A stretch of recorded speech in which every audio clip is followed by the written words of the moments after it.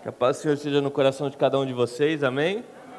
É uma alegria estar com vocês, sejam todos muito bem-vindos. Se tiver alguém nos visitando, é uma alegria estar com vocês.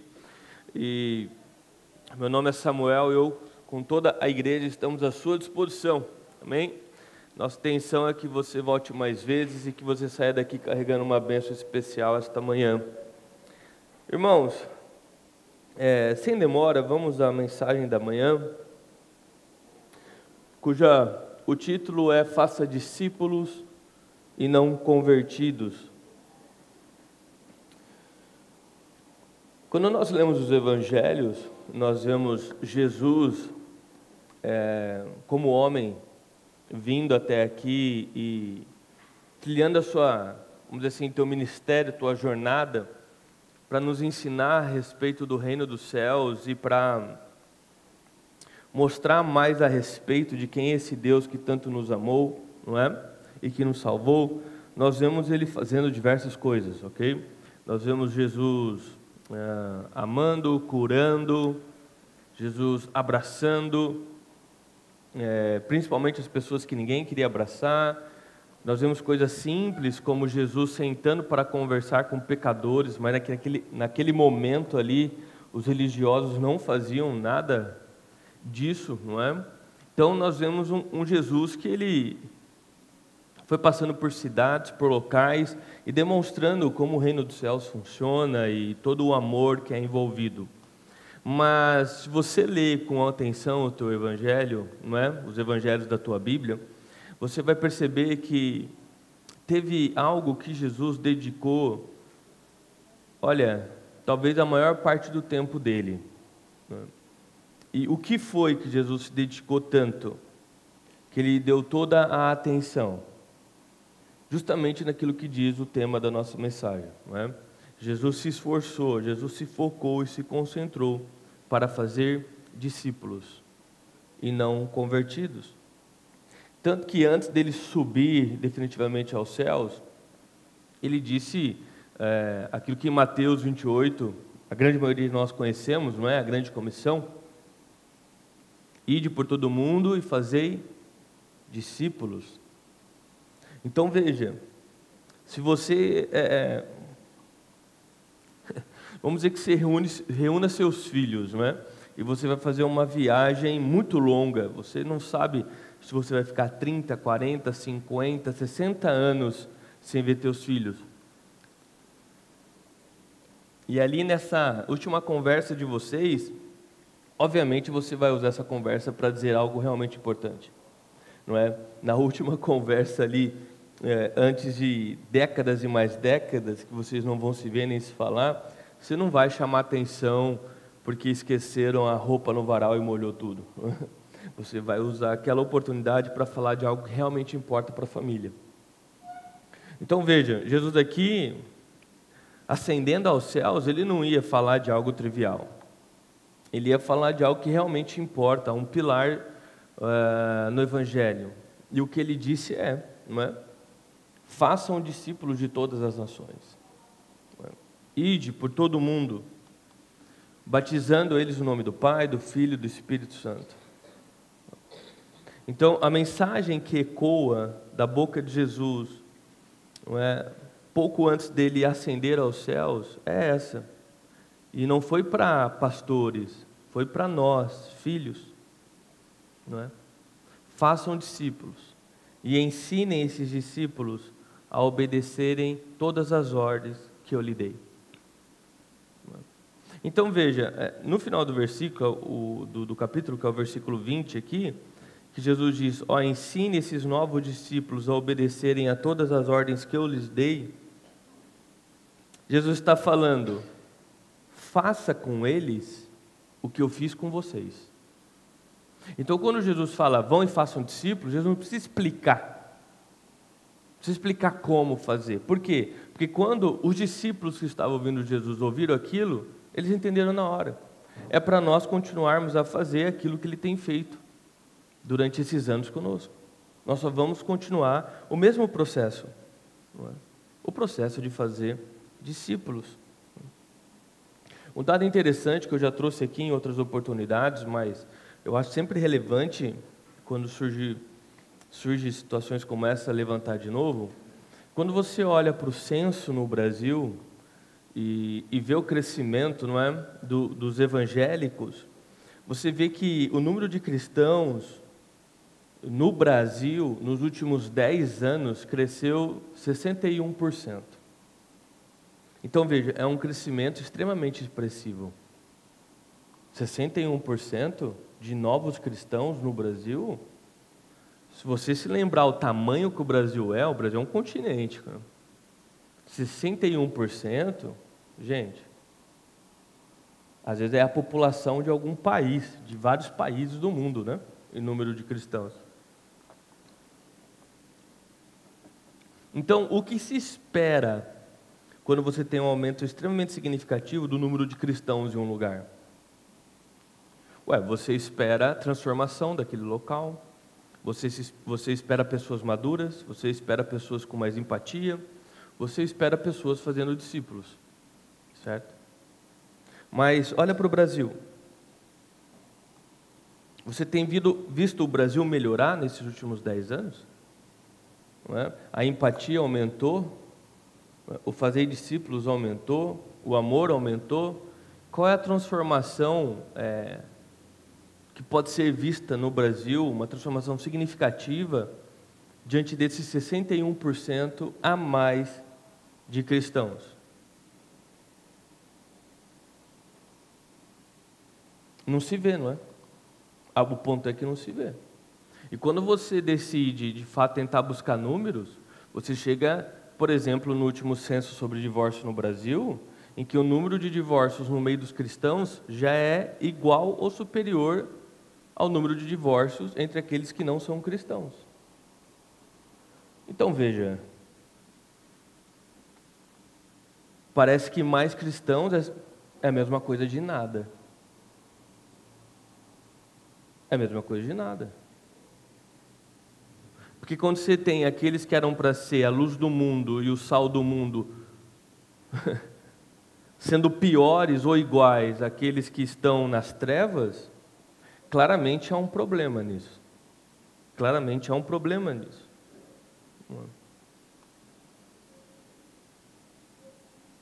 Então, para mim fica muito claro, e eu creio que agora para vocês também, e de novo, aqui eu vou generalizar, não é?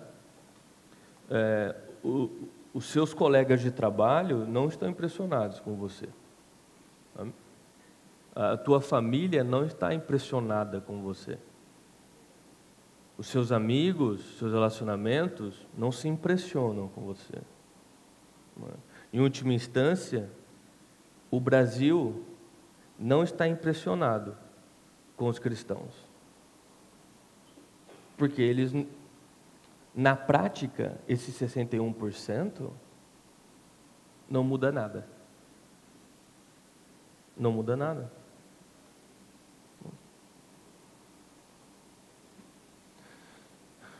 É óbvio que essa situação, uma situação dessa não chega nisso por um motivo, né? Não tem, vamos dizer, isso aconteceu por um motivo, a gente vai mudar esse motivo e tudo vai mudar. Creio que existem diversos motivos que fazem, não é, a expressão dos evangélicos não serem a expressão que deveria ser. Porém, um dos maiores motivos, se não o maior na minha visão, se não o maior, é que Jesus não chamou a igreja, ou seja, a igreja somos nós, então Jesus não te chamou, Deus não te chamou para fazer convertidos. Nós somos chamados para fazer discípulos.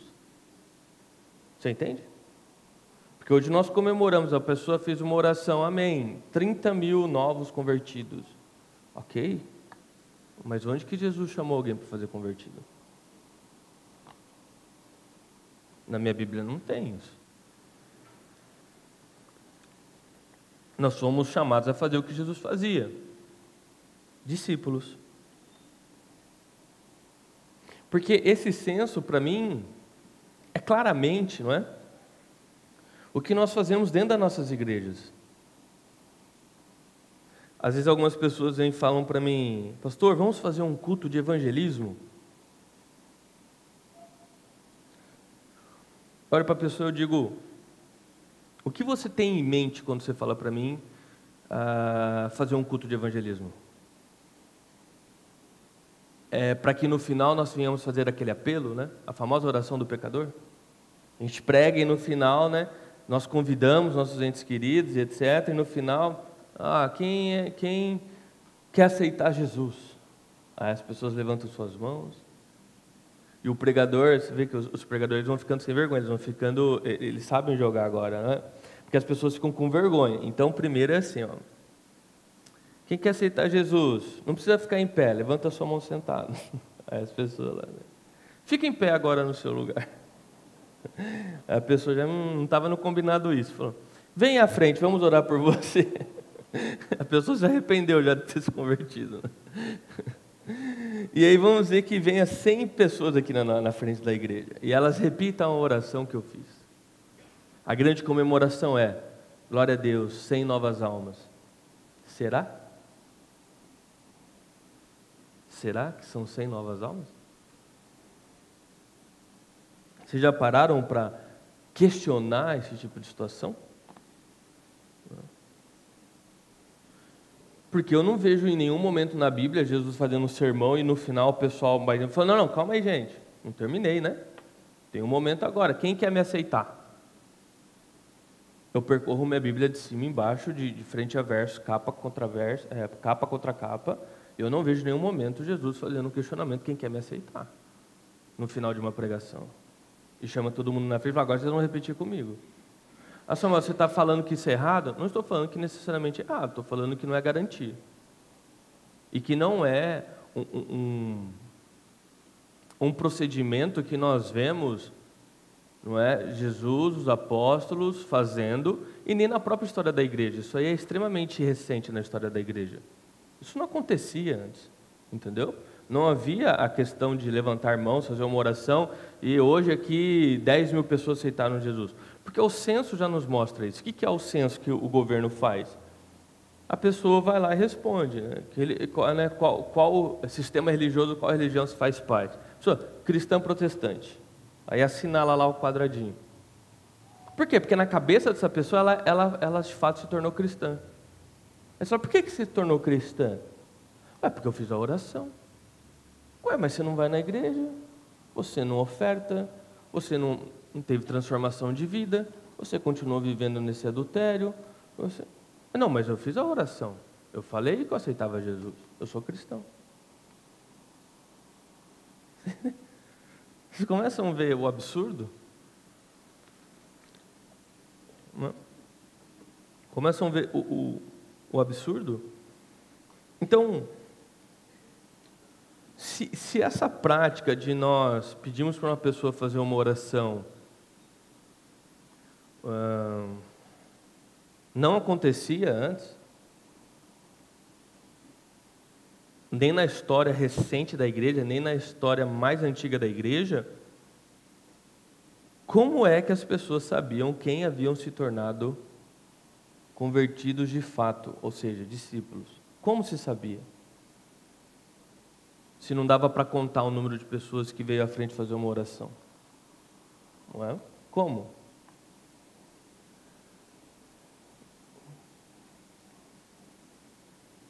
Irmãos, para mim a resposta é óbvia. É óbvia. Como é que você, de fato, sabe que uma pessoa se tornou uma discípula de Jesus? Porque é totalmente possível você olhar para a vida daquela pessoa e ver uma transformação profunda na forma dela viver. Uma mudança radical nos objetivos que ela tem agora na vida. Você vê uma transformação na vida da pessoa. Isso é significativo. Sabe aquele quem te viu, quem te vê?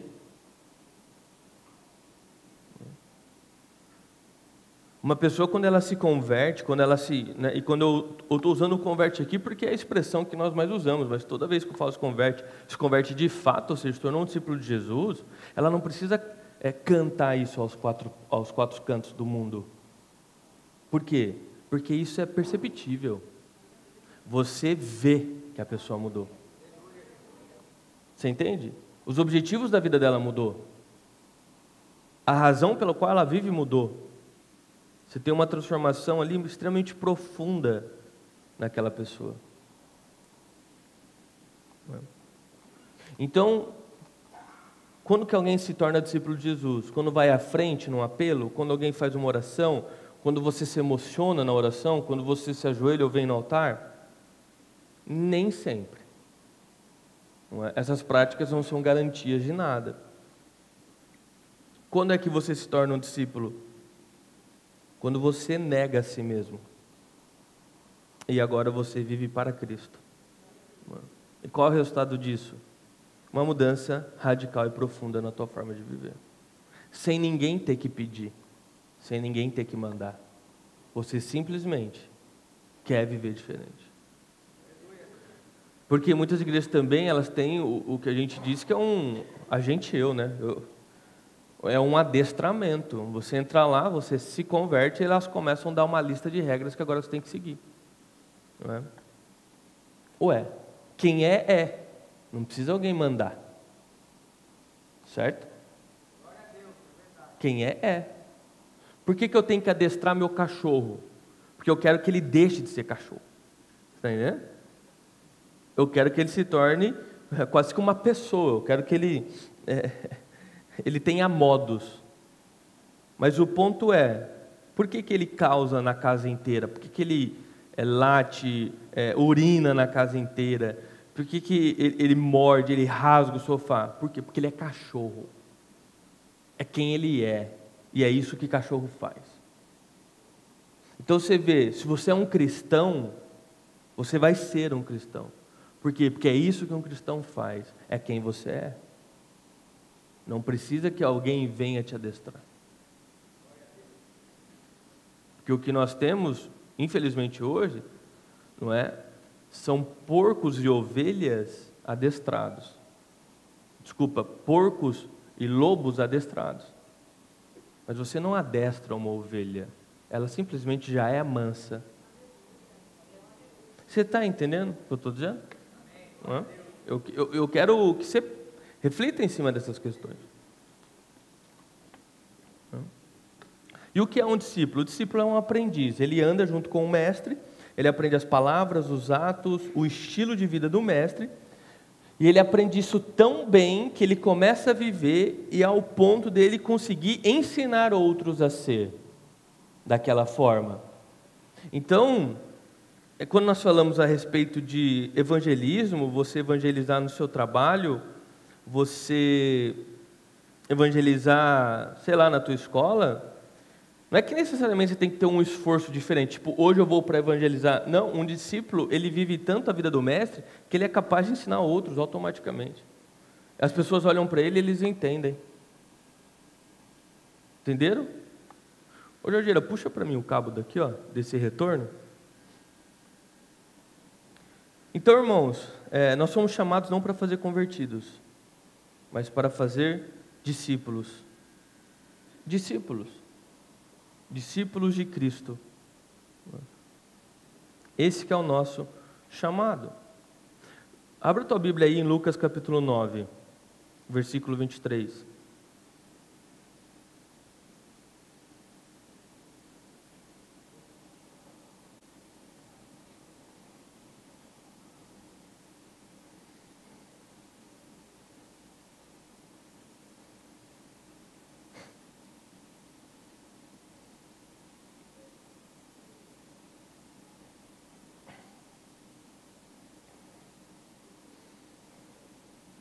Então, ó, Lucas capítulo 9, versículo 23.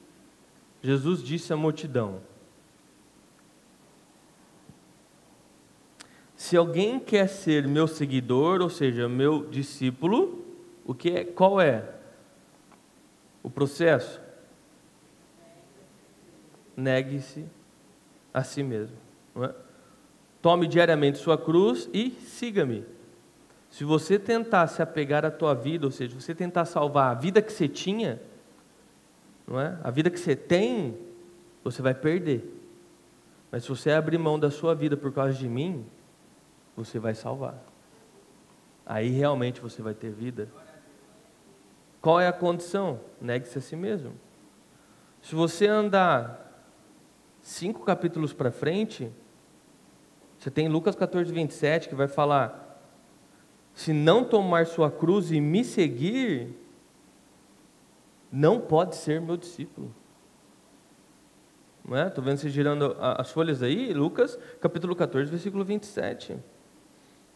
Se você não tomar sua cruz e me seguir, você não pode ser meu discípulo. Então, quem são as pessoas que são discípulos? Quem é aqueles que se prestam a ser discípulos? Aquelas pessoas que estão radicalmente focadas nas coisas eternas. E o resultado disso é que elas se tornam livres das coisas deste mundo. Nada que mais segura elas. Elas não são apegadas a mais nada aqui. Por quê? Irmão, porque as coisas daqui estão nos matando. Os nossos carros estão nos matando. Os nossos celulares estão nos matando.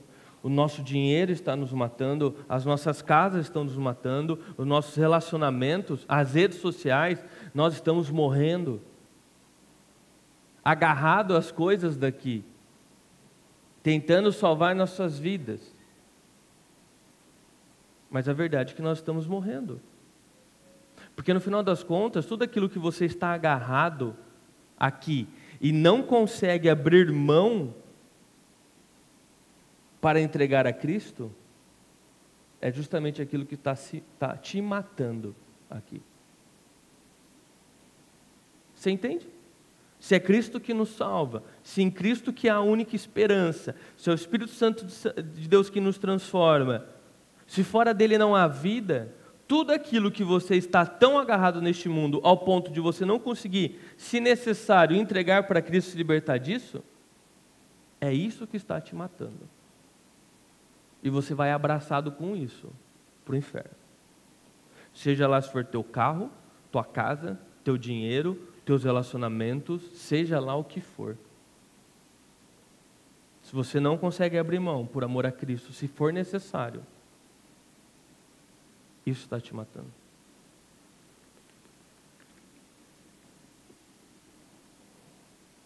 Vocês se lembram do jovem rico? O jovem rico foi até Cristo. Jesus, eu estou fazendo todas as coisas, eu sigo, eu te admiro, você é mestre, Senhor, e papapá. O que falta para mim? O que é que falta para mim? Jesus, conhecendo o coração daquele jovem, ele diz: o que falta para você é abrir mão do seu dinheiro. Abre mão do seu dinheiro. E o relato que nós temos é que o jovem rico saiu da presença de Jesus triste. Por quê? Porque ele não estava disposto a abrir mão do seu dinheiro para estar com Jesus. Ele preferiu o dinheiro. O que é na tua vida hoje, ou quais são as coisas hoje na tua vida, que se Jesus falar, beleza, o que te falta é isso, larga isso aqui. O que é na tua vida, que se Jesus falar isso, você sai da presença dele triste. Por quê? Porque na prática, você não tem coragem de abrir mão disso para estar com ele.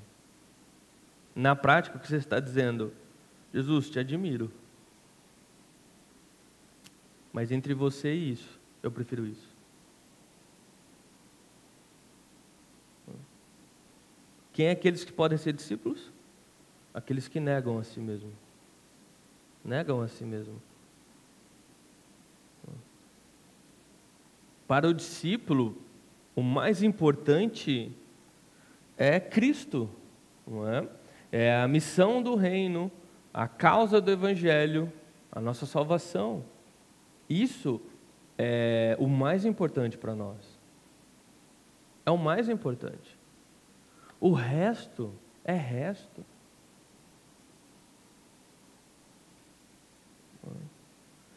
E é incrível como nós, e óbvio que eu estou me incluindo aqui, como nós nos esquecemos facilmente dessa verdade básica do Evangelho.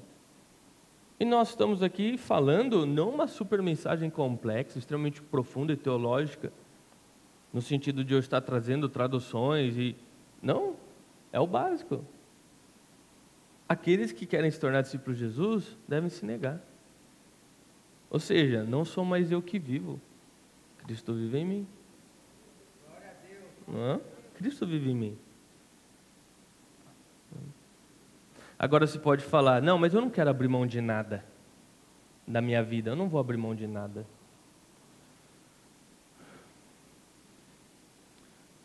Você tem que entender outra coisa que é óbvia na vida. Você não tem a opção de não querer abrir mão. Nós sempre estamos abrindo mão de algo. Já ouviu? Cada escolha uma renúncia? Porque cada escolha você tem que abrir mão de alguma coisa. Não dá para você segurar todas as coisas nas suas mãos. Você fez uma escolha, você teve que abrir a mão para pegar outra coisa. Aquilo que você abriu a mão caiu, não está mais contigo, não é mais seu. Então, o fato de Jesus falar, você tem que escolher entre mim as coisas, não é exclusivista da parte de Jesus. Por quê? Porque tudo na vida nos pede isso. E nós fazemos isso. Ué, se você colocou na tua cabeça que você quer comprar aquele carro que é teu sonho, aí você está segurando nas suas mãos uma vida que você gosta, está segurando aqui sair com os amigos todo final de semana, e você está segurando aqui, sei lá, a previdência privada que você estava fazendo para a tua velhice. Só que você olha para o carro e fala, eu quero ele. O que você vai ter que fazer? Abre mão, pega o carro. E agora então, o dinheiro que você guardava para a tua velhice, você não guarda mais. A saída com seus amigos, você não sai mais. Por quê? Porque agora as suas escolhas, a forma como você usa o teu dinheiro, o foco da tua vida é comprar aquele carro. E depois é pagar o carro. E manter o carro. Você entende? Você fez a tua escolha. E você abriu mão daquilo que tinha que abrir mão para chegar naquela escolha. Ué, há quase 3 anos atrás, 3 anos e meio atrás, eu e a Grazi fizemos uma escolha. Qual a escolha? Nós vamos ter filhos. A gente estava agarrado com um monte de coisa aqui na nossa vida. Vamos ter filhos? Vamos. Larga tudo. Agora é ter filho. A forma como a gente usa o nosso dinheiro é diferente. A forma como nós projetamos a vida é diferente. Os objetivos do casal mudou. A casa que nós moramos teve que mudar. O carro que nós usamos teve que mudar. Por quê? Porque agora nós escolhemos ter uma criança.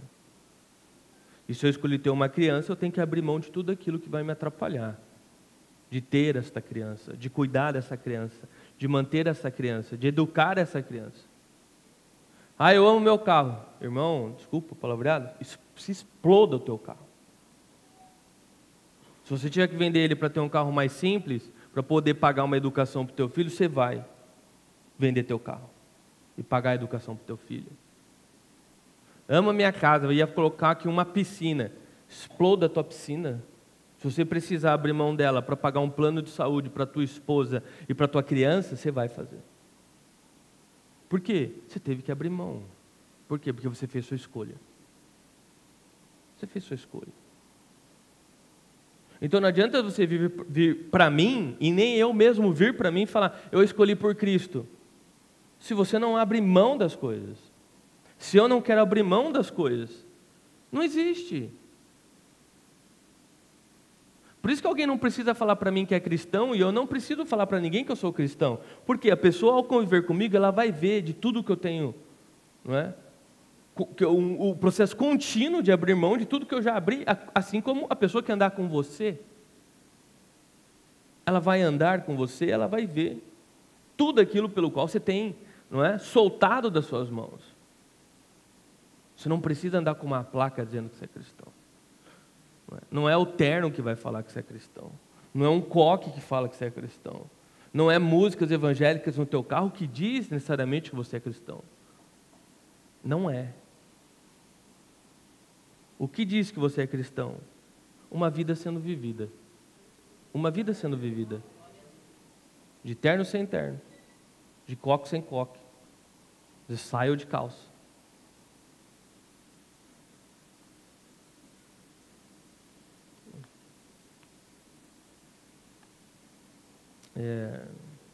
De novo, é incrível como nós temos que lembrar essa premissa básica do Evangelho para os nossos corações, né?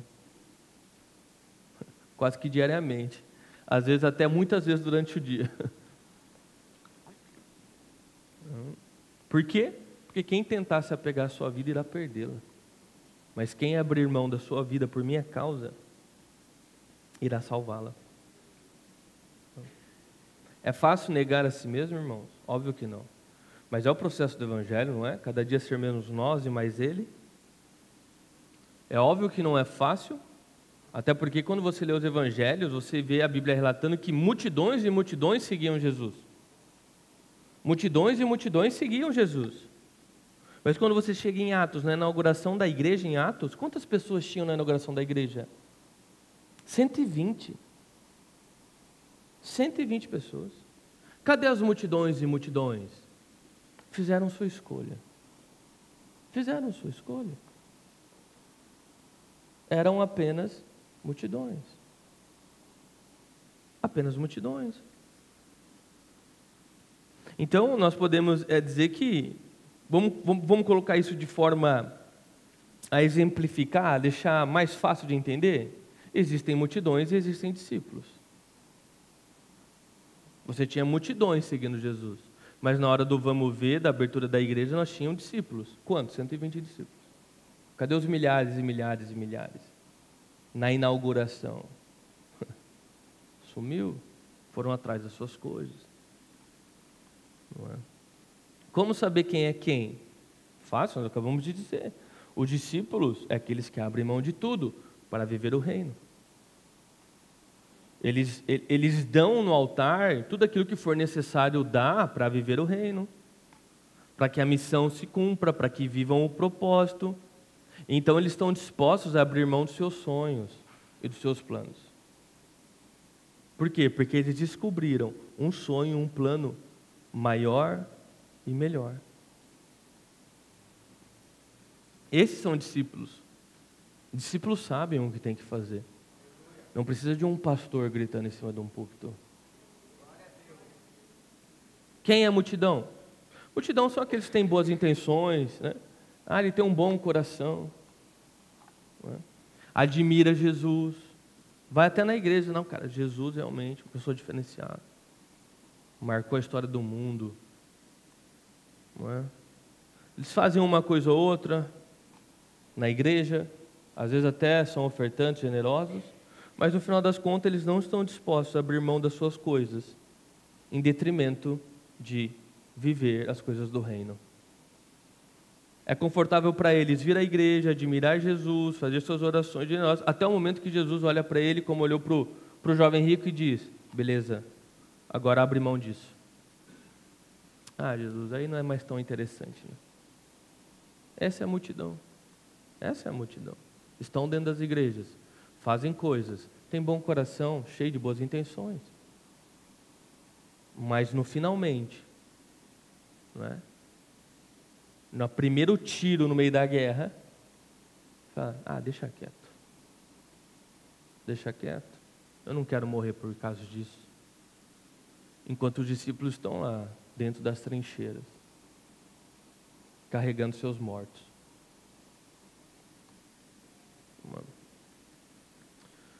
Lucas capítulo 18, aqui nós temos, não é, o relato, né, de um homem muito importante.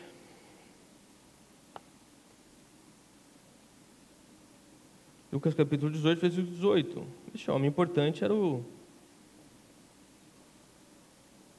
jovem rico.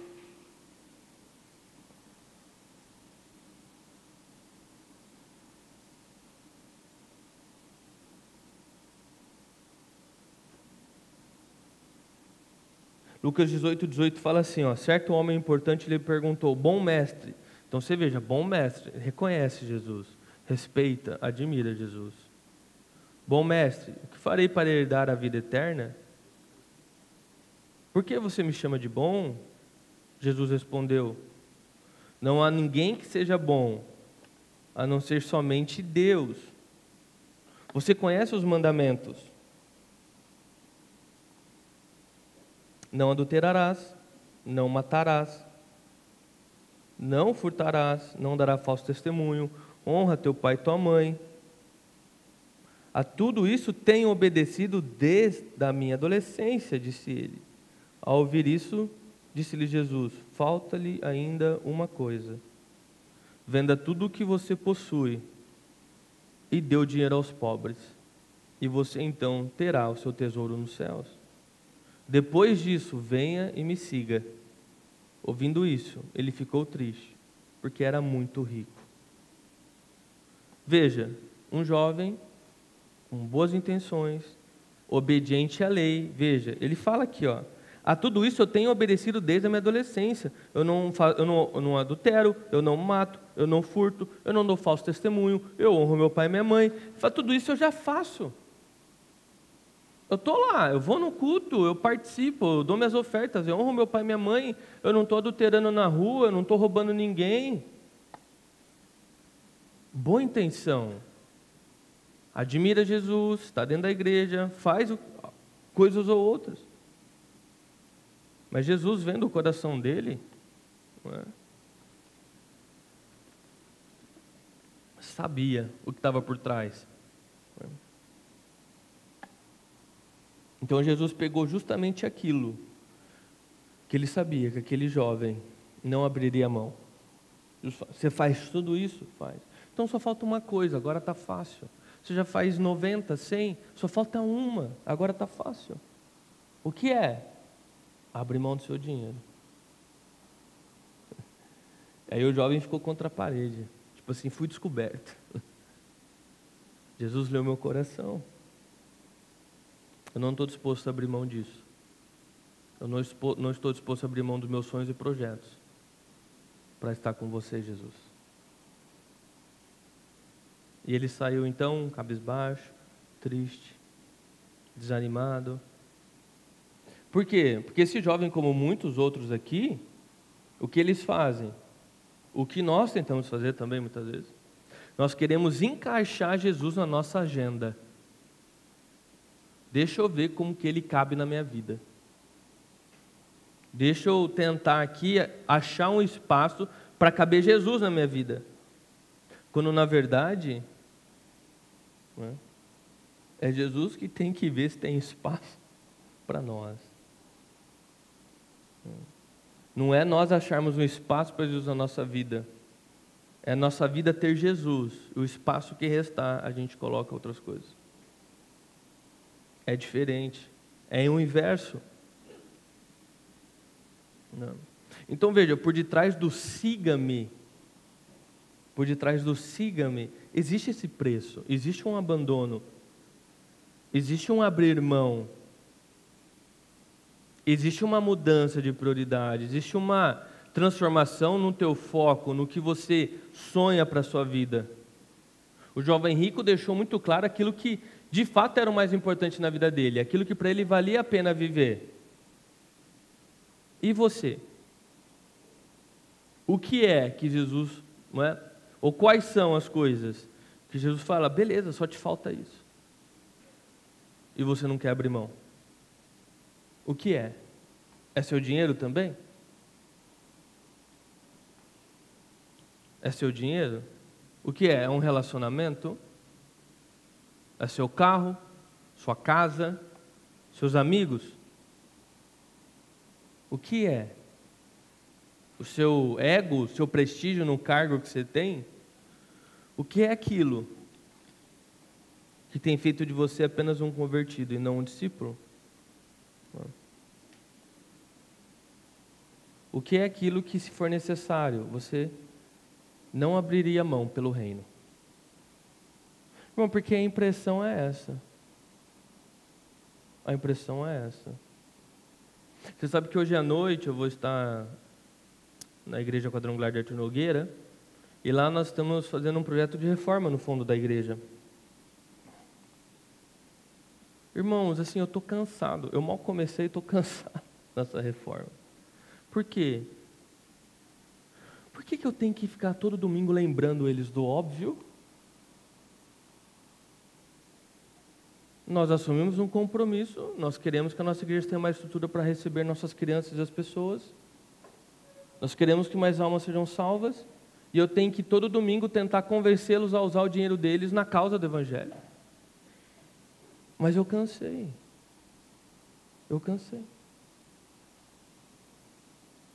Eu não vou tentar convencer ninguém, meu irmão. Se Deus não te convenceu, ou se Deus olhou para você e falou, abre mão disso, você não quer abrir, quem sou eu? Porque, irmão, ficar fazendo apelo emotivo e começar a pegar você, né, te ameaçando, a oferta aumenta em 2 tempos. A gente consegue levantar um valor de parcela suficiente para a gente terminar, por exemplo, a construção em uns 2 anos. Mas para que eu vou ficar fazendo apelo emocional? Para que eu vou ficar ameaçando pessoas? Para quê? Eu estou cansado, irmão. As pessoas, eu imagino, né? O pastor Astério, que ficou 13 anos tentando convencer as pessoas a terminar aquilo. Não é? As pessoas me perguntam, Samuel, e a catedral? Eu falo, a catedral está lá. Precisa de dinheiro para terminar a catedral. Eu não descobri ainda a árvore que dá tijolo, ou a outra que dá cimento. Eu ainda não tenho esse conhecimento. Se alguém tiver essa semente, por favor, eu quero uma floresta. Mas você não fala mais? Eu não vou falar, irmão. Para quê? Eu preciso ficar convencendo? Já fui convencido durante 13 anos. Eu não vou convencer mais ninguém, meu irmão. Aqueles que o Espírito Santo tocar no coração, que toque. E aqueles que quiserem resistir e fazer essa opção, que faça.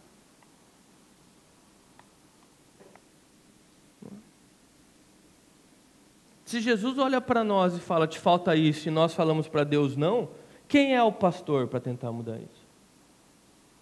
Se você nega o próprio Espírito Santo, eu não sou ninguém.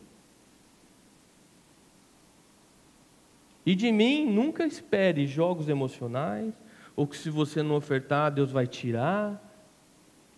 Faça o que você quiser com o seu dinheiro, com o seu carro, com a sua casa, com a sua família, faça o que você quiser, meu irmão. Faça o que você quiser. Eu não sou pai de ninguém aqui. Nem ao menos mando na vida de ninguém. O que eu faço é pregar o Evangelho, e ensinar a palavra de Deus. E luto para que eu viva isso todos os dias. Agora, se você não quer abrir mão, sinto muito, eu fiz o que eu pude. Antes de mim, durante 26 anos, o pastor também fez o que pôde. Simples assim, irmãos. A vida como ela é. Escolhas e renúncias. Escolhas e renúncias.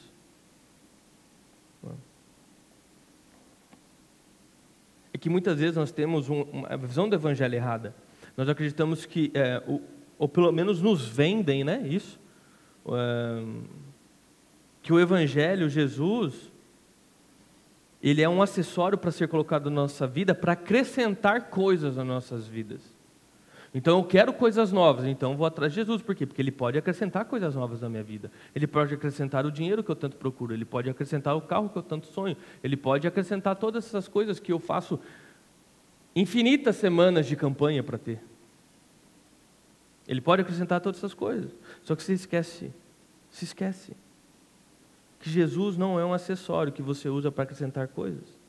Jesus te chama para você escrever uma nova vida. E não acrescentar coisas na vida que você tinha.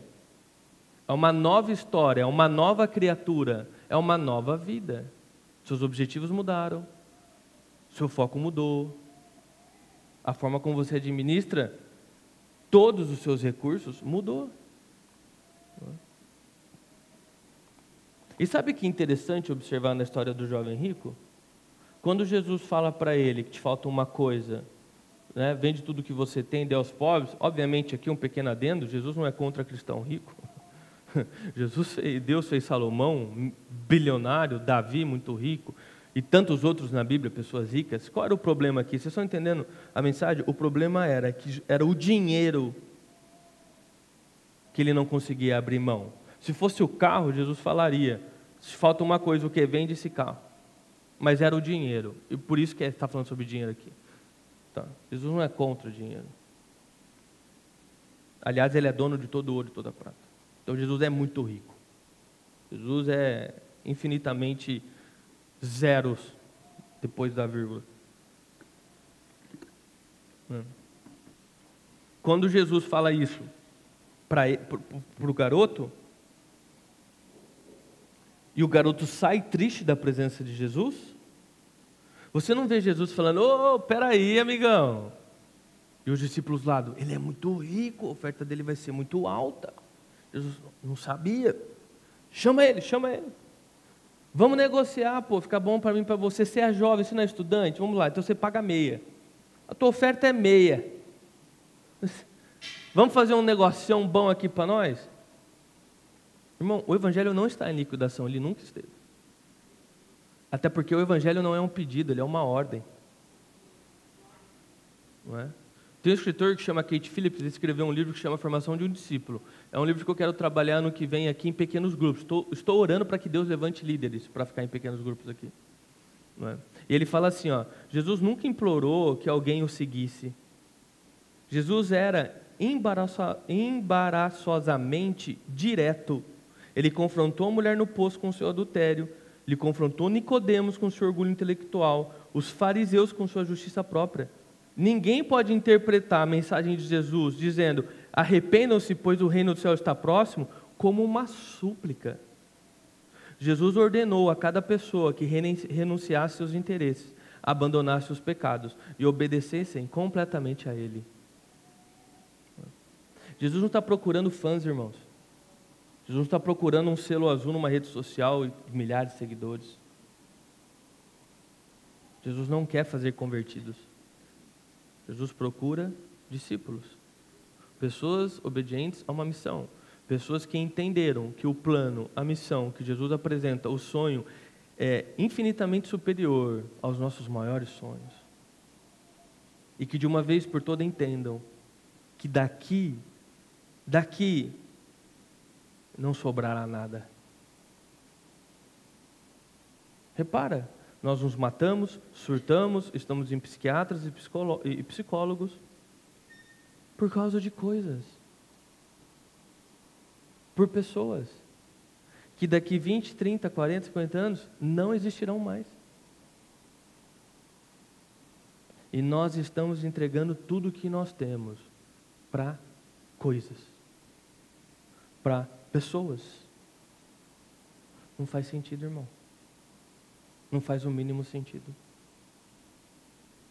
Não faz o mínimo sentido você querer fazer um financiamento de 1 milhão de anos para você comprar o teu carro premium do sonho e ficar entregando migalhas na obra de Deus. O teu carro vai acabar. Ano que vem já tem um novo. Dependendo da época que você comprar, no semestre que vem já tem um novo. A gente nem virou 23, já tem os carros modelo 24. Você acabou de comprar o último lançamento de celular, semana depois já está anunciando a data do próximo lançamento. Você se mata para ter coisas e passa décadas pagando essas coisas, que não passou nem um mês, um ano, elas já estão obsoletas. Já não valem mais nada. O teu dinheiro se esvaiu da sua mão na tua frente. Você juntou, no Brasil, por exemplo, eu falo de carro porque no Brasil o carro é uma paixão, né? A pessoa ela é demitida, ela pega todo o acordo dela e compra um carro. Não tem um emprego, mas tem um carro. A casa está caindo, mas o carro está lá. Porque no Brasil o carro é status. Quem tem o melhor carro tem mais status, quem tem o melhor carro tem mais prestígio. Então é um desfile de egos. Não que seja ruim você ter um bom carro, se você tem condição de ter, condição de verdade, tá, irmão? E não ter que vender até a mãe, desculpa o palavreado, para poder comprar um carro, fazer loucura. Não tendo a necessidade. Se você tem condição de verdade de ter um carro, existe a necessidade, irmão, compra o melhor carro que você puder, que você tem condição. E me chama depois para andar. Eu nunca entrei numa BMW na minha vida, tenho vontade, nunca entrei. Porsche, só ouço dizer, só ouço falar. Esses carros, se você comprar um, que Deus te abençoe, que você seja um bilionário, aí a tua oferta termina a catedral lá, e aí eu ando de Porsche ainda. Vou fazer igual os pastores hoje são ovacionados e ganham milhões e milhões, eu vou entrar de Porsche na igreja. Acho que aí vão começar, né, a acreditar mais na gente, né? Vou chegar de helicóptero, pousar do lado de fora da igreja e vou entrar de Porsche. Não é? Igual no YouTube os pastores estão fazendo isso e as igrejas estão cheias. Não é? Acho que falta isso para mim. Acho que eu sou muito pobre. Enquanto eu não tiver um Porsche e chegar de helicóptero, o ministério não vai para frente. Aliás, o Vart está até andando aqui, ele está até triste. Ó. Pode construir um L ponto lá na catedral, viu? Eu vou chegar de helicóptero lá na inauguração.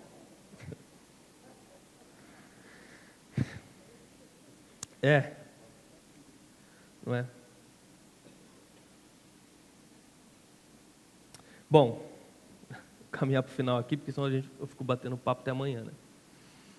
Veja assim, então Jesus não quer que eu tenha nada? Jesus quer que eu seja uma pessoa infeliz? Não, irmão, nada disso, pelo contrário. O que Ele quer é que você seja realmente uma pessoa liberta das coisas, e que aí sim você possa experimentar a felicidade.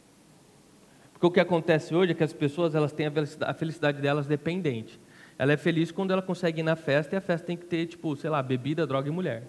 Aí a festa valeu a pena. Você veja, ela não é livre, ela é uma escrava, porque se não tiver aquelas coisas, a festa não valeu nada. Então, você não tem uma geração de pessoas livres, tem uma geração de pessoas escravas. Se ela não tiver o carro, a vida não vale a pena. Se não for aquele carro, ela tem vergonha de ir em tal lugar. Aí ela compra o carro e fala, agora eu sou livre. Não, não. Você só é um escravo. Então, o que o Evangelho vem e fala, abra mão das coisas. Abra mão delas. Não seja mais escravo, seja verdadeiramente livre. E então você poderá ter as coisas, e as coisas não vão te ter. Essa é a mensagem do Evangelho. Tá? Então, o que é? Jesus não me ama? Jesus não quer que eu seja feliz? Não, você tem que enxergar as coisas com a perspectiva correta. Com a perspectiva correta. Não é?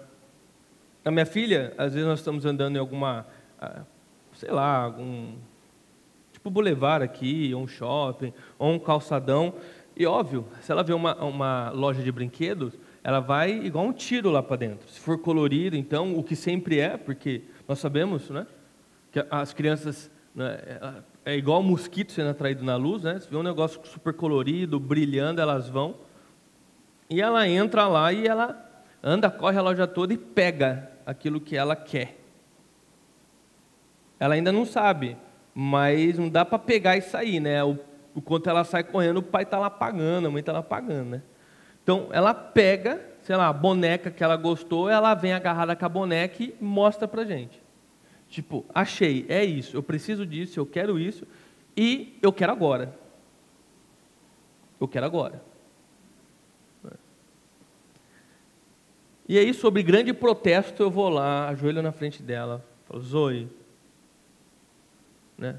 O grande argumento com uma criança de 2 anos e 8 meses. Isso não serve para você agora. Você vai se machucar, é pesado, é para crianças mais velhas, é perigoso você engolir. E eu passo toda a lista do porquê, não tem, não precisa daquilo. Não é? Então você vê eu, quase 36 anos de idade, tentando convencer uma garotinha de 2 anos e 8 meses.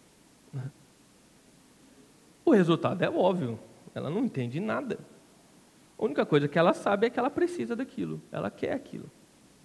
Então, o protesto aumenta, não é? A mãe já chega, porque a filha já está chorando, né? Eu pego da mão dela, tiro, ela começa a fazer o berreiro, não é? Às vezes se joga no chão, às vezes corre para dentro da loja. Eu coloco o negócio, seja lá o que ela pegou de volta na prateleira, certo? Aí a Grazi tem que pegar ela, porque ela já não quer mais andar, ela está lá expressando todo o ódio, toda a raiva, né? Toda a frustração de não ter tido aquilo que era o sonho dela. E a gente tem que sair com ela no colo e vocês sabem, não é? Perna batendo, aí voa a sandália para um lado, a mão para cima. Todo mundo olha para ver se você não está sequestrando aquela criança, se ela é realmente sua filha, né? Aí você tenta fazer cara tipo, tá tudo bem, eu não estou sequestrando e nem bati, né? Entendeu? É a cena que todo mundo sabe. Se você não sabe, te convido a descer agora no Boulevard na hora do almoço, você vai ver várias delas. Fica ali perto das lojas infantis, compra para você um milkshake e assiste o show. Né? Então, quando a minha filha ela começa a protestar, né, e ela olha para mim, tipo assim, você pode comprar. Né? É como se ela dissesse, você pode comprar. Por que você não vai me dar? Né? Você não falou que me amava? Que ia fazer tudo para mim? Que eu sou sua filha e que você abriu mão de tudo por causa de mim? Né? No final das contas, depois de toda a lista que eu dei para ela, das 20 páginas do porquê não vale a pena, ou não é necessário, ou pode machucar ela, aquele brinquedo, depois dessas 20 listas, tentando fazer ela entender racionalmente, a única coisa que me resta é falar para ela, filha, eu preciso que você confie em mim nessa. Confia em mim. Não é para você ter isso agora. Confia. Ou não é para você ter isso nunca na tua vida. Confia em mim. E por quê? Porque ela tem uma perspectiva de vida extremamente limitada. Pô, ela é uma criança. Ela não consegue prever questões importantes a 5 minutos, a 1 minuto da vida. Não é? A visão dela é extremamente limitada. Por isso que tem um pai e uma mãe, porque são pessoas que têm a visão muito mais longa, experiência e maturidade, para poder barrar os seus filhos de se matar, né? De se autodestruir. Porque essa é a verdade. Às vezes você vê a criança fazendo um escândalo, aí você vai perguntar, o que aconteceu? Não, ele queria se jogar aqui da sacada. Aí eu salvei a vida dele, está aí agora. Entendeu? Então, tem alguém, um responsável por você, né, quando você era criança, que está impedindo você de se matar. Você já parou para pensar nisso? O teu trabalho, em grande parte do tempo, com as crianças, com seus filhos, é impedir que eles se matem. Impedir que eles se destruam e destruam a casa e tudo ao redor junto. Esse é um trabalho, não é, que nós temos. E sempre surgem essas questões de protesto, que ela não consegue entender que aquilo não é bom para ela. E tudo que eu tenho para falar é, confia em mim. Confia no seu pai, velho.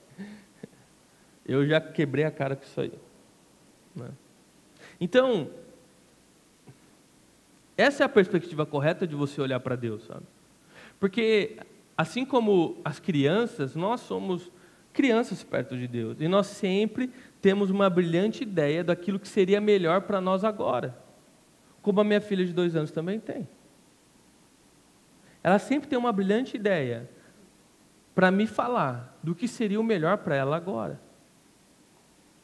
E se eu seguir as ideias dela, a casa vai à falência, ela não vai tomar uma vacina na vida.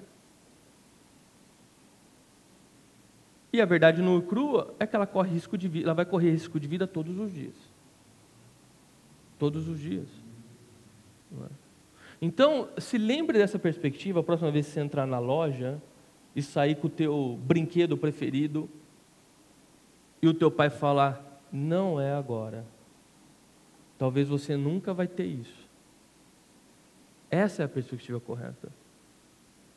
Você tem um pai que está a todo instante te salvando de você se matar, de você se autodestruir, de você destruir toda a sua família, da tua vida aqui ter sido em vão. Então, quando o pai olha para você, e muitas vezes, o pai escreveu literalmente uma Bíblia para te explicar o porquê que não é para ter aquilo nem fazer aquilo. Mas como uma criança, a gente não quer saber. Então, tudo o que resta é ele falar, confia em mim. Confia. Não é para agora, não é desse jeito e nem vai ser aqui. Ah, mas Deus, eu queria tanto. O Senhor pode pagar. Por que o Senhor está tirando isso de mim?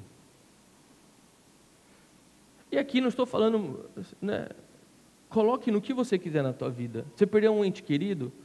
Com certeza você olhou para Deus e falou, por que o Senhor tirou isso de mim? Você perdeu a tua empresa, ela quebrou, e você olha para Deus e fala, por que Deus? Você tirou isso de mim? E em retorno, muitas vezes o que você vai ter é, eu preciso que você confie em mim. Eu preciso que você confie em mim. A tua perspectiva é limitada. Eu estou vendo não amanhã, eu estou vendo durante toda a eternidade. Você entende? Mateus 7,9 diz assim: qual de vocês, se o filho pedir pão, vai dar uma pedra? Qual de vocês? Se o teu filho te pedir um peixe, você vai dar uma cobra? Se vocês que são maus, pecadores, sabem dar bons presentes para os seus filhos, quanto mais eu, o Pai perfeito, eu sei dar bons presentes. Então, irmãos, Deus não quer que eu seja feliz? Pelo contrário, você está olhando a situação com a perspectiva errada. Se lembra do teu filho gritando segundos antes de tomar aquela injeção bem dada e olhando para você falando: você não quer que eu seja feliz? Olha para ele e fala: filho, tua perspectiva está errada. Você vai sofrer para não sofrer mais. Vai doer agora para você não morrer depois. Porque é isso, irmãos. Muitas vezes nós somos apenas crianças fazendo uma birra no meio do shopping. Porque o nosso Pai está nos impedindo de pular do 10º andar daquele prédio.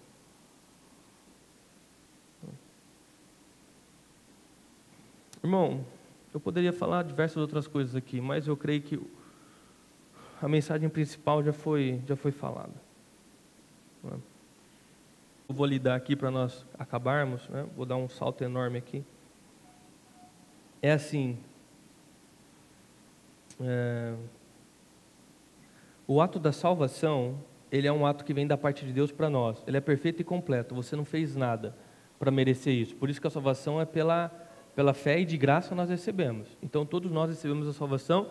É um ato completo. Ele acontece uma vez e acabou. Deus fez. Mas a salvação é apenas o início. Ela não é a vida cristã.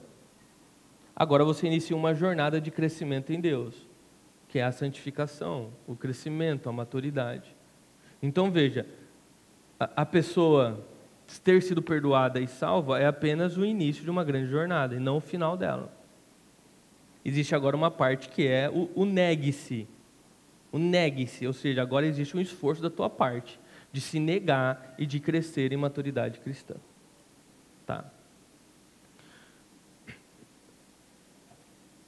Imagina assim, ó.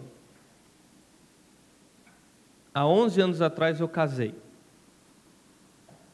Fui lá, casei, né? Assinamos o cartório, recebemos a aliança no dedo, fizemos, né, uma festa para comemorar isso, convidamos pessoas, enfim, tudo aquilo que precisa ser feito diante da lei para ser considerado casado e todos os juramentos que nós fazemos uns aos outros para fechar esse contrato não apenas no papel, mas verbal com testemunhas oculares. Então o contrato está fechado, nós estamos casados. Foi uma decisão nossa, tomamos essa decisão, nos casamos. Tá.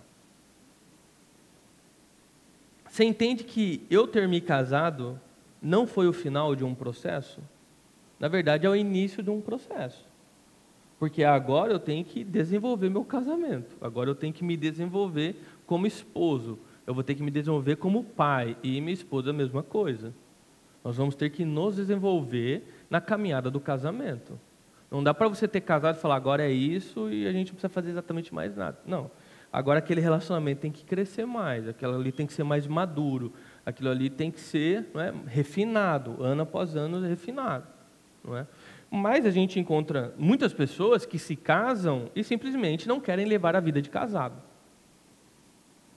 Então, se casaram, mas quer continuar vivendo a vida de solteiro, quer continuar saindo a hora que quer, voltando a hora que quer continuar jogando bola 5 vezes por semana, jogar videogame todo dia até o sol raiar, não quer ter suas responsabilidades como marido ou como esposa no lar, não quer abrir mão pela decisão que tomou, enfim, leva a vida de casado na barrigada, aquela vida, tipo, não está levando muito a sério, não. Então, no final, a pessoa está sabotando o próprio casamento dela. Então veja, ela continua casada, ela está casada, mas ela não vive a plenitude do casamento. Entendeu? A pessoa está casada, mas ela não vive aquilo que ela deveria estar vivendo no casamento. Então, para nós muitas vezes é isso também. Nós aceitamos Jesus, não é?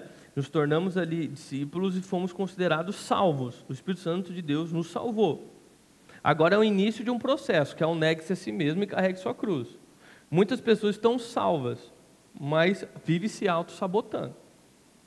Nunca crescem no processo, nunca se tornam pessoas mais maduras, nunca refinam quem são, não melhoram num relacionamento com Deus, não se aprofundam, entra ano, sai ano, a pessoa está exatamente a mesma coisa dentro da igreja. Não é? E como nós somos, né, territorialistas, né, nós temos, por exemplo, nossos bancos na igreja, percebeu? É igual colegial. Não tem nome de ninguém, mas aquela carteira é tua. Ninguém senta na tua carteira e ninguém senta na carteira do outro. Então a pessoa está tanto tempo na igreja que a cadeira está no formato da pessoa. Ela está no formato da pessoa. Já faz 10 anos e nada mudou. Ela é simplesmente a mesma pessoa, com os mesmos hábitos, com as mesmas rotinas, com os mesmos desejos, objetivos. Nada mudou. Ela assinou o casamento, mas se nega a viver como um casado. E tem aqueles, né, que se casam e vira e mexe, decidem sair de casa, depois voltam. Também isso é muito famoso. Sei lá, o famoso casamento canguru. Cada hora está pulando para um canto. E aí, eu já não atendo, viu, irmãos? Quando é um casamento que já está já está 10 vezes, já saiu de casa ameaçando o mundo e o fundo e volta, fala, ó, se vira, tá? Ou sai mesmo ou não sai também. Porque isso aí, irmão, tô casado, mas eu saio e volto, Ó, você não tem, nem teu cachorro está te respeitando mais, porque tua palavra não vale mais nada. Saiu, então sai. Voltou, volta. Então, né, não dá o benefício dá uma saída. Tive um momento de maturidade, ou a minha mulher teve um momento de maturidade, talvez não foram bem instruídos, e saiu. Beleza, vamos aconselhar, vamos orar, vamos conversar, tal. Voltou, beleza, já era. Decidiu voltar, voltei, então agora fica. Decidiu sair, saiu, não quer voltar, vamos analisar a situação, mas então sai. E do mesmo jeito na igreja, a pessoa ela está casada, se converteu, mas sai e volta, sai e volta, sai e volta, sai e volta. Ninguém mais aguenta, irmão. Ninguém mais aguenta. Não é? E outra, as pessoas vão perdendo a credibilidade. A palavra dela não é nada. Irmãos, para nós terminar então os 3 pontos e nós irmos para a ceia, né? Eu gostaria de falar mais, só que não quero atrasar. Ponto número 1. Discípulos são tão radicalmente focados nas coisas celestiais que estão desprendidos das coisas deste mundo. Ponto número 2. Discípulos valorizam a recompensa futura muito mais do que valorizam este mundo e todas as outras coisas e pessoas. Ponto 3. Você pode ser salvo e estar vivendo uma vida arrastada e sem alegria, pois vive sabotando o processo de santificação que te leva à maturidade de um discípulo. Então, irmãos, esses são os 3 pontos que eu gostaria que você refletisse e pensasse, né, durante essa semana e permitisse que o Espírito Santo vá ministrando ao teu coração. Amém? Queridos, então, gostaria de pedir para vocês ficarem em pé. Como sempre, é o momento agora que você deve, não é, orar a respeito de tudo que nós conversamos, de tudo aquilo que nós aprendemos na Bíblia, de tudo aquilo a respeito que o Espírito Santo tem tocado no teu coração. Momento de oração, de tomada de decisões, né? Abrir mão de coisas. E durante essa oração, irmão, se lembre também de se preparar para a ceia, né? Então já ore por você, pela tua vida, por tudo aquilo que Deus tem ministrado, peça perdão naquilo que for necessário pedir perdão, não é? Faça seus compromissos com Deus e após essa oração nós vamos caminhar para a ceia. Amém?